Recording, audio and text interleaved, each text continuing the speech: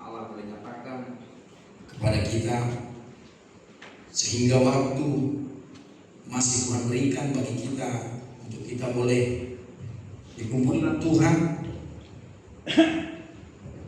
malam hari ini, untuk kita boleh memuji, mempermuliakan nama Tuhan. Haleluya. Haleluya.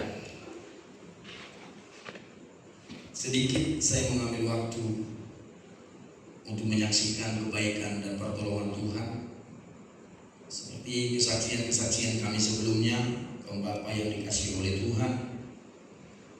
Pada hari Senin kemarin, istri dan anak kami Tuhan izinkan boleh tiba di Pulau Batam. Setelah selama 3 minggu kurang lebih mereka berada di Kota Padang untuk melanjutkan proses pengobatan ataupun proses pemulihan daripada anak kami. Kami bersyukur kepada Tuhan seperti kesaksian kami, di mana keluarga yang boleh dijumpai di Kota Padang. Kami tahu itu semua bukan karena kami baik dan layak menerima setiap kebaikan itu, tapi kami tahu rencana Allah yang begitu besar ada bagi kami, sehingga Tuhan mempertemukan kami dengan orang-orang yang baik, bahkan itu menolong. Dan saat ini kami mau menyaksikan, bahkan kami mau memohon dukungan doa buat keluarga kami yang ada di Kota Padang, boleh menolong istri dan anak kami selama kurang lebih 3 minggu berada di sana. Keluarga lain kami, keluarga Manurung, Bulu Cidabutar. Dan kami sangat merasa sungkan jika boleh kami mengatakan seperti itu, ya. Dimana jika lain kami ini mengantar anak dan istri kami ke rumah sakit, itu selama 1 hari itu ditungguin, ya. Dan saya baru terkata saat saya menelepon, mulu-mulu lah ya, memang sampai tak ganggu lah umumnya. Mulu tunggu tinggal kamu besi, mulu-mulu kan non, mungkin ada lo transportasi online. Bui pesan negasinya alai lai kami ini berkata tampola lai ai sunat tiap hari kamu sunat tiap hari ala inang do para mendibun di Batam di Kota Padang bah molo di Tikio pedola waktuku nang gabe pola seperti jadi begitulah perkataan daripada lai kami, dan kami percaya juga itu semua karena Tuhan. Dan hari Senin kemarin pagi istri dan anak kami boleh tiba di Pulau Batam. Dan setelah itu kami langsung ke rumah sakit BB Batam, ya, langsung kami bertemu dengan dokter karena ada komunikasi yang terputus sempat daripada dokter yang ada di Kota Padang dengan dokter yang ada di Pulau Batam. Dan kami sudah bertemu, dan dokter pun penasaran bagaimana hasilnya. Hari Senin dokter berkata, jika bisa besok bawa Radu ke rumah sakit, saya mau cek, saya mau lihat, saya penasaran bagaimana hasilnya. Dari kemarin anak kami juga sudah berada di sana, dibawa ke BB Batam, dan semua hasilnya sangat luar biasa. Dan fluid yang sebelumnya itu menjadi kendala, pelan-pelan itu sudah mulai dikerjakan oleh dokter juga untuk menghilangkan fluid yang ada. Jadi boleh dikatakan untuk pemulihan pernapasannya sudah hampir 80%, tinggal evaluasi selama 3 bulan ini. Jika semuanya sudah baik, maka dokter berkata itu akan segera ditutup. Itulah kebaikan Tuhan. Bantu kami juga di dalam doa, sebab jika kami flashback juga dengan rasa khawatir kami saat itu terjadi bagi anak kami, dan saat kami melihat kebaikan Tuhan hingga pada saat ini, Tuhan begitu luar biasa bagi kami. Dan biarlah itu menjadi semangat baru juga bagi anak kami untuk masa depannya. Dan dimanapun dia nanti, dia akan menceritakan, dia akan menyaksikan kebaikan Tuhan yang boleh dia terima di dalam kehidupannya. Puji Tuhan. Malam hari ini, mari kita mau belajar daripada kebenaran firman Tuhan dari kitab Perjanjian Baru, kitab 1 Petrus pasal yang kelima ayatnya yang ke-7. Firman Tuhan ini sudah sering kita dengarkan.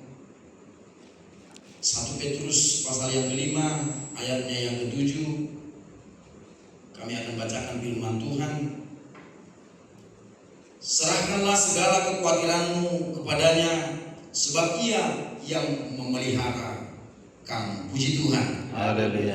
Firman Tuhan ini mengingatkan kita, mengingatkan pribadi saya,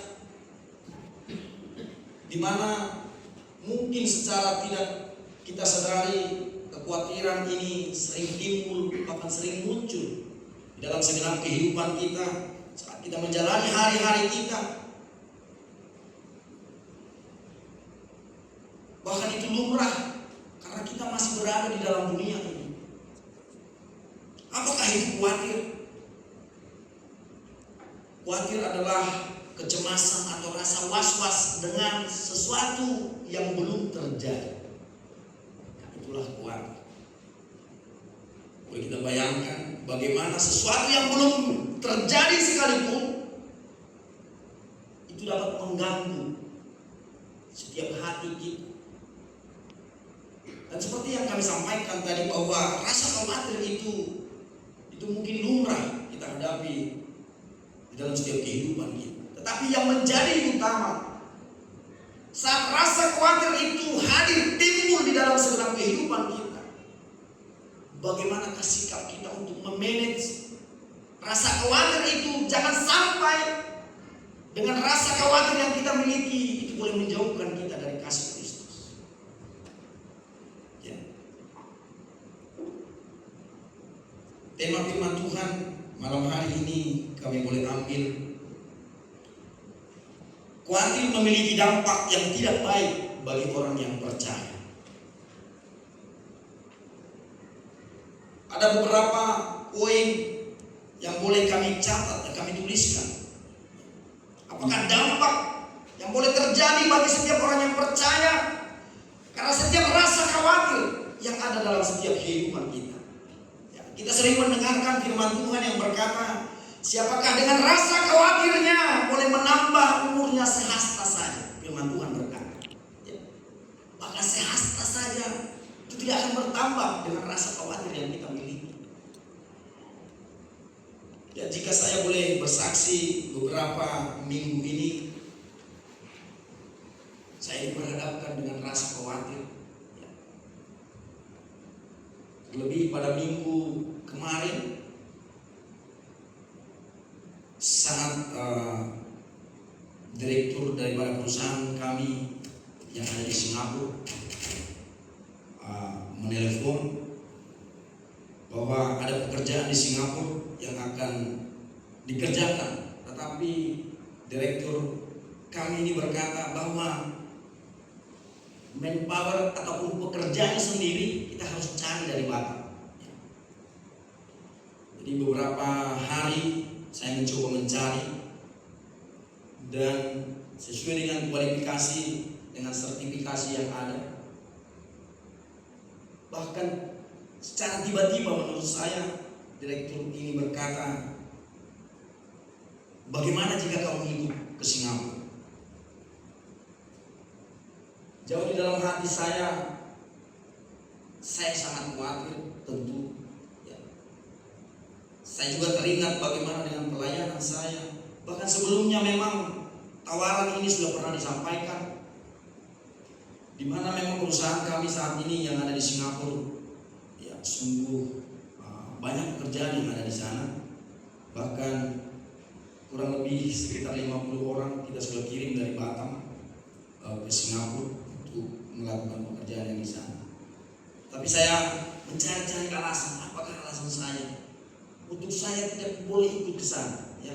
Memang tawaran ini secara berhadapan dengan direktur ini saya tidak berani untuk menjawab. Sebab dari awal dulu, jika saya boleh menyaksikan secara langsung, direktur ini sudah mendaftarkan untuk membuatkan paspor saya, dan itu sudah perusahaan lakukan, dan itu langsung difasilitasi oleh perusahaan, ya. Karena memang rencana awal, jika pekerjaan di Pulau Batam sepi, saya akan dikirim ke sana. Tetapi tiba-tiba rasa khawatir di dalam hati saya muncul saat tawaran itu datang.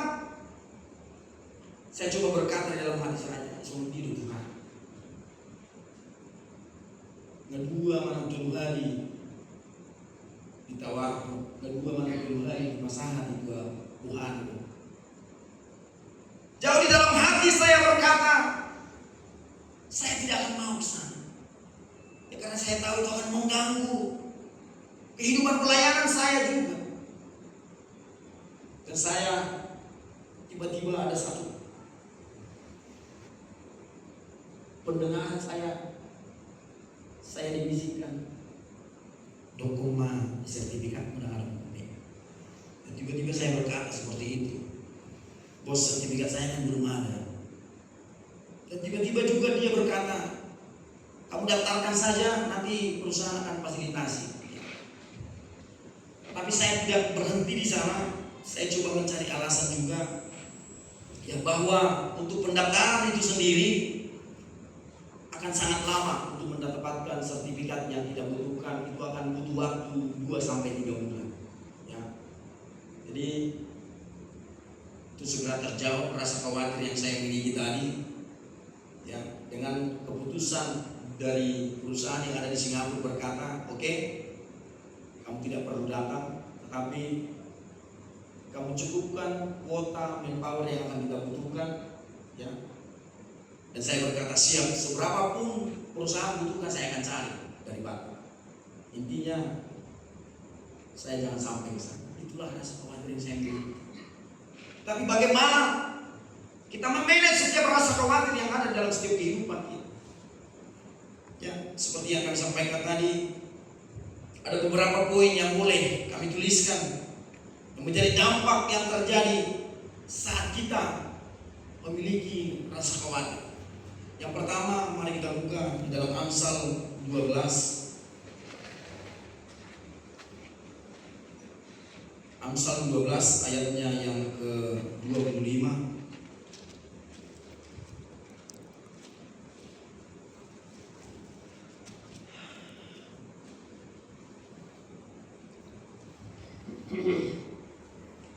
Amsal 12 ayatnya yang ke-25 dikatakan, kekhawatiran dalam hati membungkukkan orang, tetapi perkataan yang baik menggembirakan dia.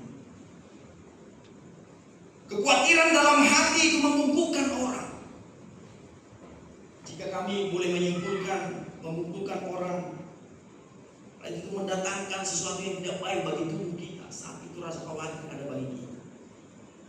Jadi saya burimani, ayo dulu saya markaca, saya bilang, ya dalam udah norak. Jadi udah kudu khawatir ramai saya lima. Udah kudu was-wasau mengenai kehidupan. Jadi mulut kabareng pihak mata, cuma naga kuku, boy mata bayi nasi, nama khawatir uang di permulaan. Karena firman Tuhan mandokon, mulut khawatir riba dalam buku juga. Mulut masih bayi orang. Ya. Intinya itu tidak mendatangkan yang baik bagi kita. Bahwa secara postur tubuh, bahwa bungkuk itu adalah sesuatu yang tidak baik. Secara ergonomis tubuh itu tidak normal. Kau bapak istilah itu. Itulah dampak yang pertama saat rasa khawatir itu ada di dalam setiap hati. Bahwa rasa khawatir itu mendatangkan yang tidak baik bagi tubuh kita. Ya. Jadi tabulok koma rasa khawatir. Jadi aku saya lima itu memang perlu rasa khawatir naudok menaki. Gabian tuh di bagas rohak mandok. Masa bulan sisa otikon, bui gabi ganggu rohak. Habis saya limun, aku ida semua dia bapak ini Tuhan. Ya. Bahkan kita boleh mengetahui bagaimana perjalanan daripada keluarga kami, bagaimana perjalanan daripada anak kami. Masa orang siswa menondo, gabi tereliminasi, nah bereng saya limun. Itulah yang ada dalam hati saya. Bahkan perkara yang lebih besar sekalipun saya sudah lalui. Apakah dengan perkara yang kecil ini akan mengeliminasi semua apa yang sudah Tuhan kerjakan, semua apa yang sudah Tuhan perbuat bagi setiap kehidupan kita.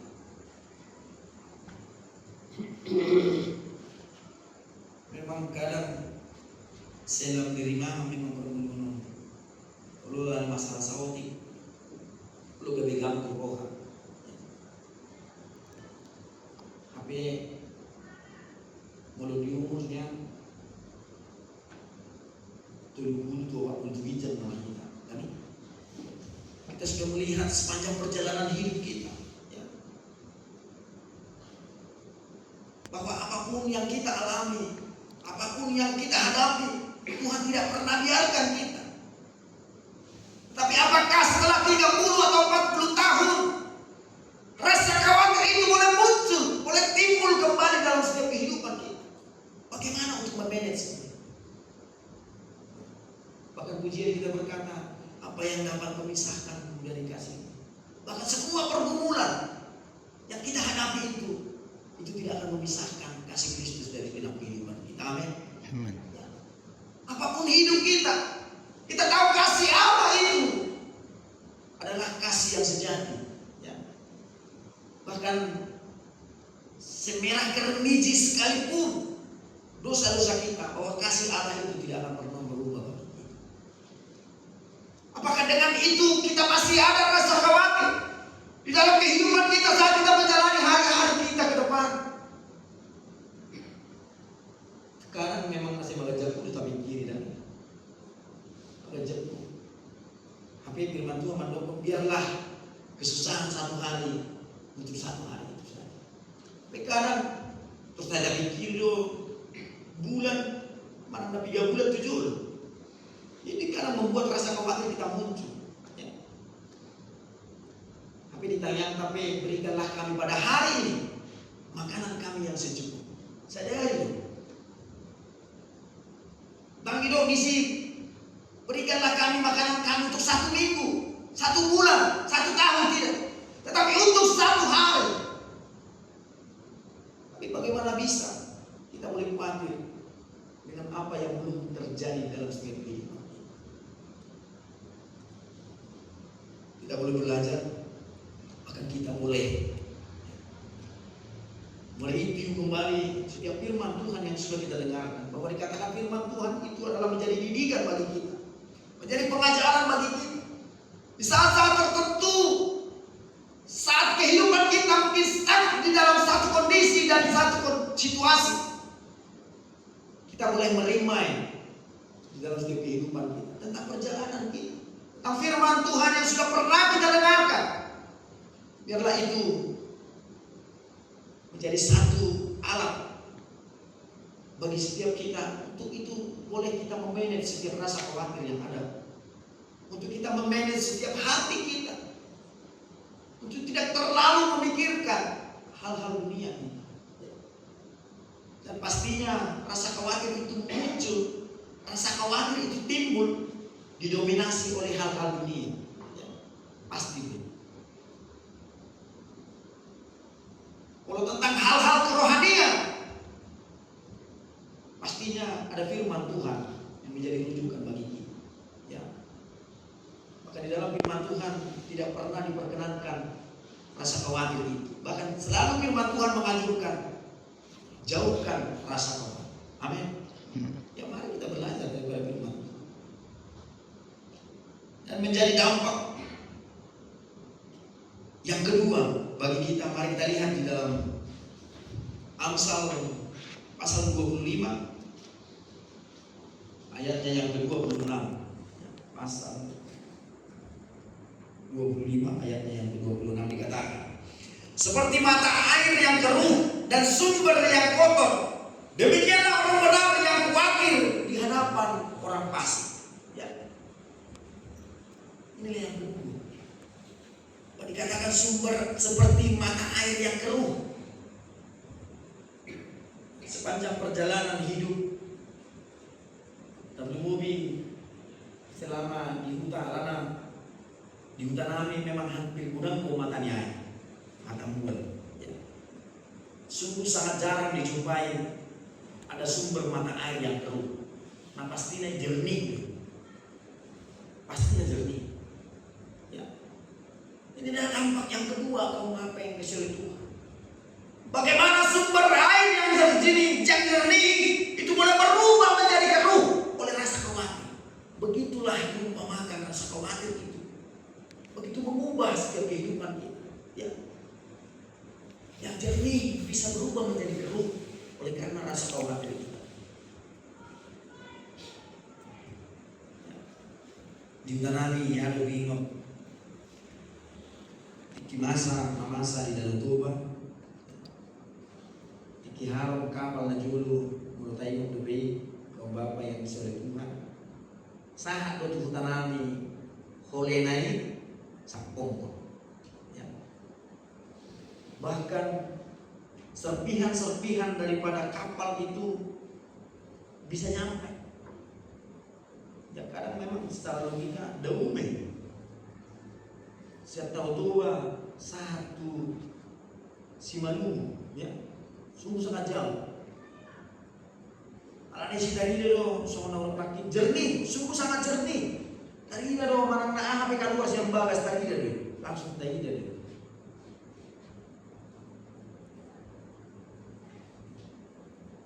Begitulah diumpamakan oleh rasa khawatir tadi bahwa mata air yang jernih itu boleh berubah menjadi keruh.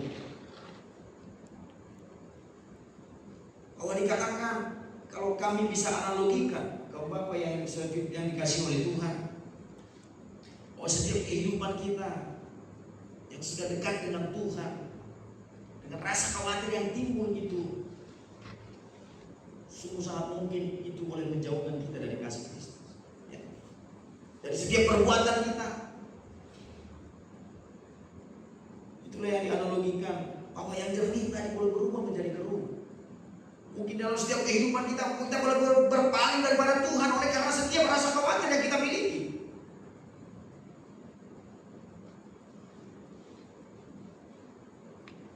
Kita butuhkan satu sikap hati yang betul-betul memiliki komitmen ya, untuk tetap berjalan bersama dengan Tuhan. Amin. Kita tidak tahu bahwa Bapak yang dikasih oleh Tuhan saat kapan itu datang, apakah saat kita siap atau tidak.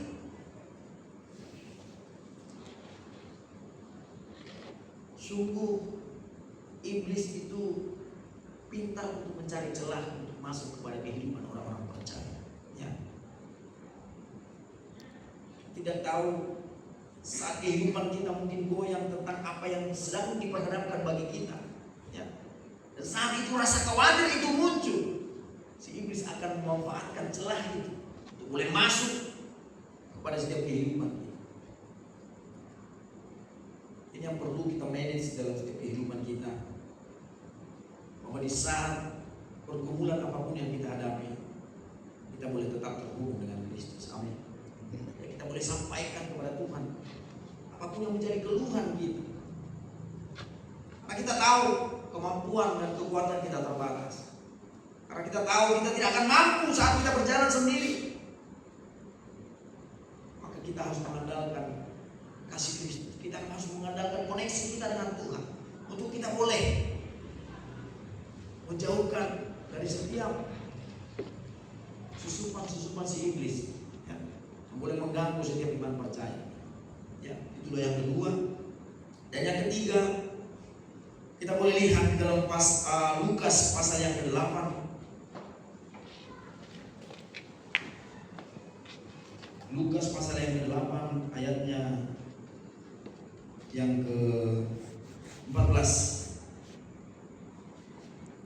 Lukas 8 ayatnya yang ke-14 dikatakan, yang jatuh dalam semak duri ialah orang yang telah mendengarkan firman itu, dan dalam pertumbuhan selanjutnya mereka terhimpit oleh kekhawatiran dan kekayaan dan kenikmatan hidup, sehingga mereka tidak menghasilkan buah yang mati. Ya, inilah dampak yang ketiga. Saat kita mendengarkan firman Tuhan dikatakan, bagaikan yang jatuh dalam semak duri ialah orang yang telah mendengarkan firman itu, dan dalam pertumbuhan selanjutnya mereka terhimpit oleh kekhawatiran. Ya. Ini yang kami sampaikan tadi, bahwa di dalam setiap firman Tuhan itu ada pengajaran-pengajaran. Ya. Di dalam firman Tuhan itu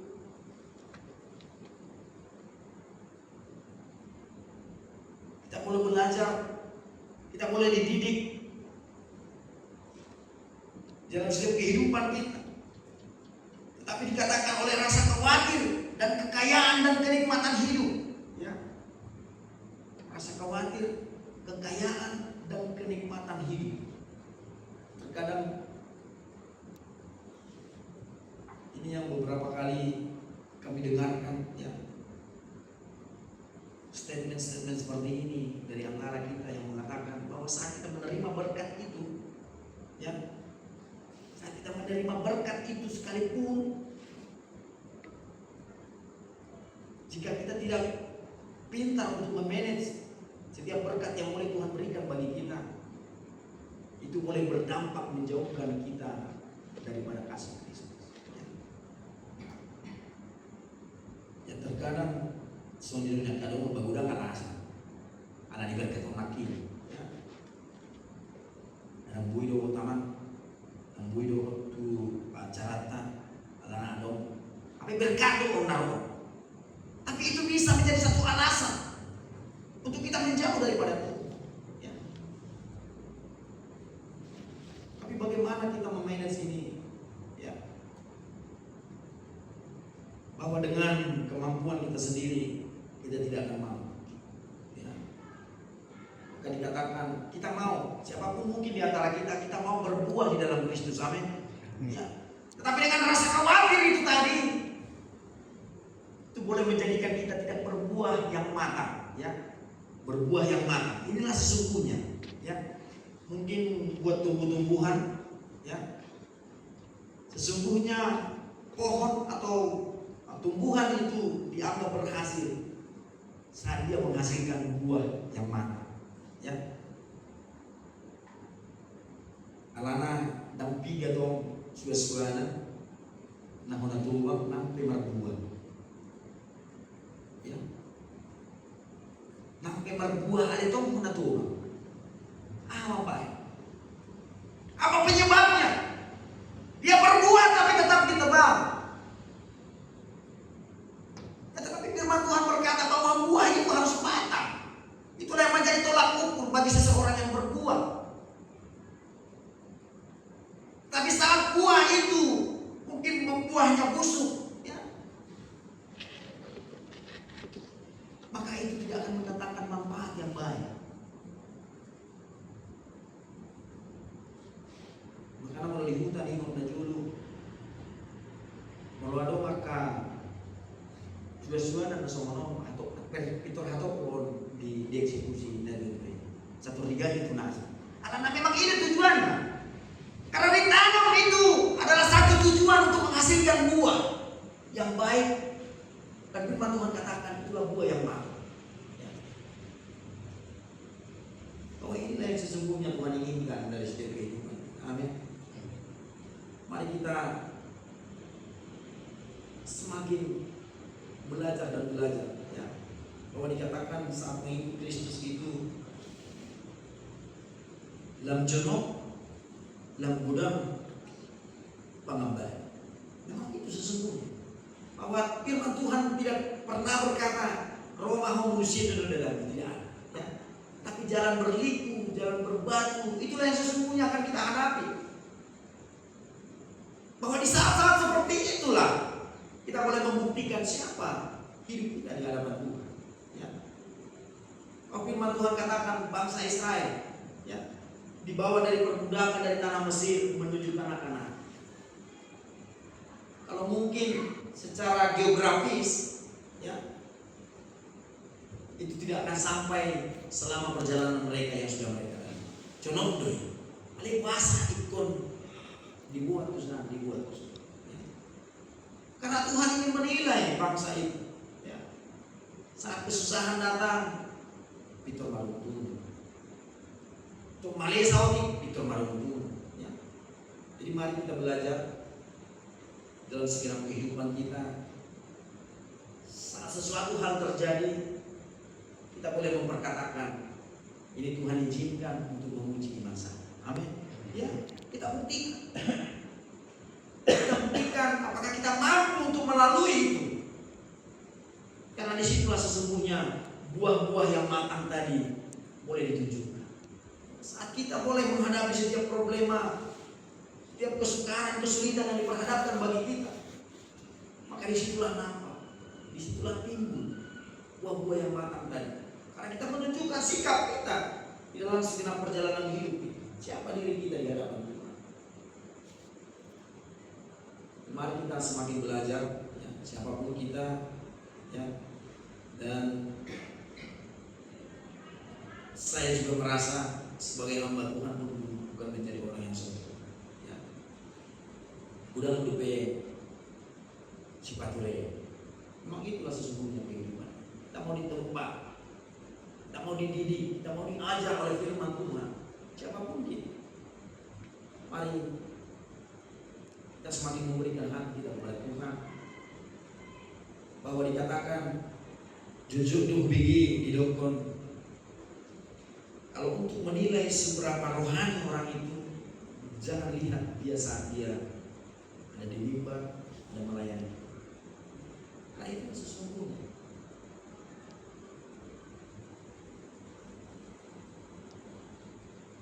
Mari kita semakin belajar untuk menyenangkan hati Tuhan tentunya, ya, dari setiap perbuatan kita. Mari kita boleh memanage setiap rasa khawatir yang kita miliki, ya. Bahwa rasa khawatir itu seperti yang sudah dipaparkan tadi tidak membawa dampak yang baik bagi setiap kehidupan. Jadi mari kita semakin belajar untuk menjauhkan dari rasa khawatir itu tadi. Mari kita tetap berjalan bersama dengan Tuhan. Kita tetap optimis, ya.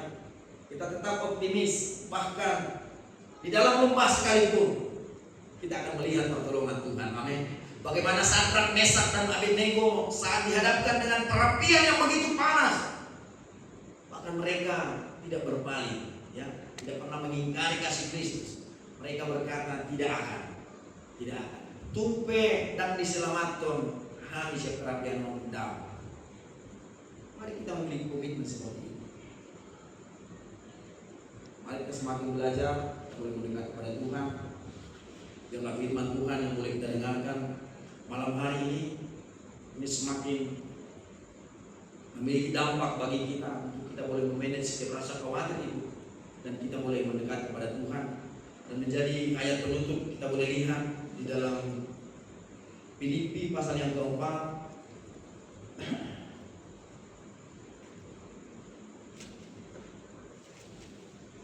Filipi pasal yang keempat ayatnya yang ke-6.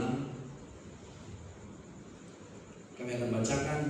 Demikian firman Tuhan. Janganlah hendaknya kamu khawatir tentang apapun juga, tetapi nyatakanlah dalam segala hal keinginanmu kepada Allah dalam doa dan permohonan dengan ucapan syukur. Inilah sesungguhnya yang perlu kita manage untuk setiap kehidupan kita. Apapun yang kita pikirkan, apapun yang membuat kita khawatir, mari kita sampaikan kepada Tuhan dengan ucapan syukur. Dengan sejauh ini pencapaian dari setiap kita, kita tahu itu bukan karena kuat, bukan karena kita gagah di hadapan Tuhan, tetapi itu bukti pemeliharaan yang sudah Tuhan nyatakan bagi segenap kehidupan kita. Dan dikatakan oleh karena itulah kita mengucap syukur di hadapan Tuhan lewat doa-doa kita dan permohonan kita. Kita sampaikan semuanya kepada Tuhan dan nantikan pertolongan Tuhan akan Tuhan nyatakan bagi segenap kehidupan kita. Haleluya. Demikian firman Tuhan. Kiranya firman Tuhan yang sedikit ini menjadi rema bagi kita, menjadi kekuatan di saat kita berjalan dalam kita menyusuri kehidupan kita, dalam kita memuji, mempermuliakan nama Tuhan. Haleluya. Haleluya.